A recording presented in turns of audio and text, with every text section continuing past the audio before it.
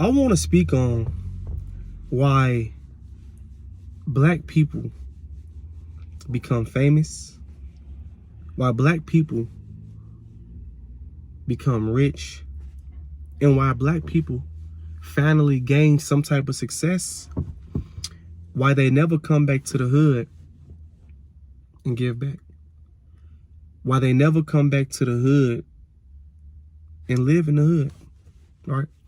Now, when I'm talking about the black community, I'm talking about the ghetto. I'm talking about the worst part of America, right? Where blacks live. Now, I used to be one of those people when I wasn't educated and my thought process was not broad.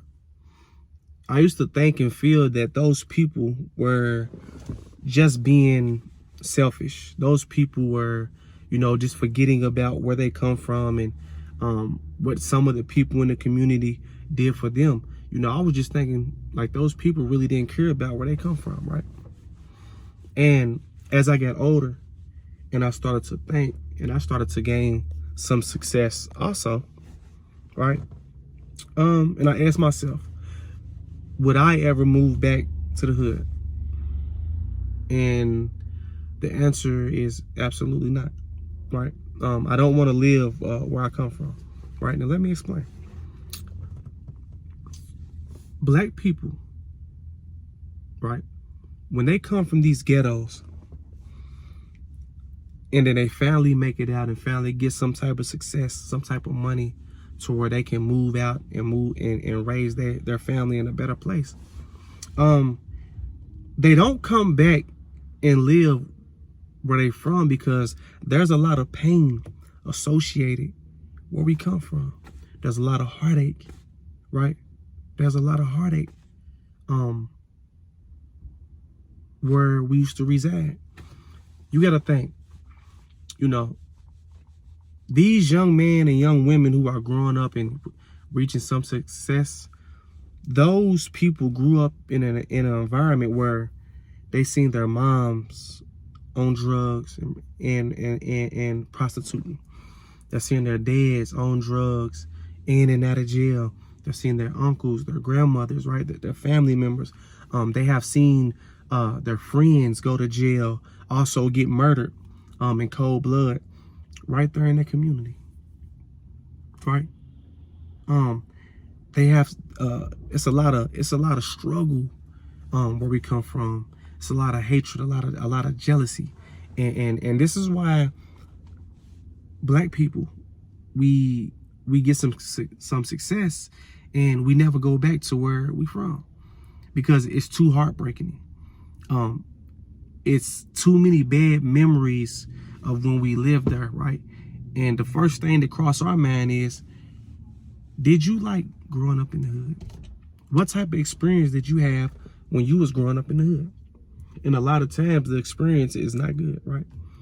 And then we asked ourselves, so why would we want our kids to grow up in that same neighborhood and go through the same exact thing that you went through, if not more, and see the same exact things that you seen, and if not see more, when you really have the opportunity to raise your family elsewhere, when you have the opportunity to raise your family in a better community where the robbers are not there, the drug dealers are not there, the drug users are not there, the prostitution is not there, just a lot of hate and a lot of bad things happen where we come from. This is why you have black people, right, who gain some type of success and they don't go back, right? I used to be mad at those people, right? But I didn't understand, but now I understand. Ask yourself, if you was in the army, let's say you had to go to Iran, and when you went there, you and your army and your friends, y'all went there, and for 5 years straight, y'all did nothing but kill people, did nothing but kill babies, cut off heads, rip stomachs out, rape the women, pillage the land. The people there, they hate you. Every day you wake up, you got to keep your head on a swivel because somebody might shoot you. A kid might run up on you with a bomb attached to him and blow themselves up. My question is to you: would you live there? After seeing all that, after doing all that, would you live there? And the answer would be no. And a lot of times, as black people, we don't realize that these inner city black kids, such as myself, black boys, black little girls, we coming from a war zone. And this is what y'all not understanding. We coming from a war zone, right? Where the people are at war with each other, where the police are at war with the people who live in the community, right? Like this thing.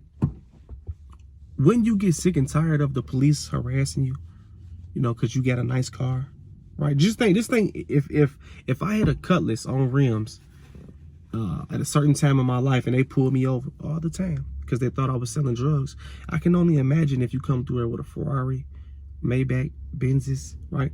I can only imagine how the police would treat you, right? And just to put this conversation in a nutshell, it's a war zone where we come from, man. It's a lot of heartache. It's a lot of pain.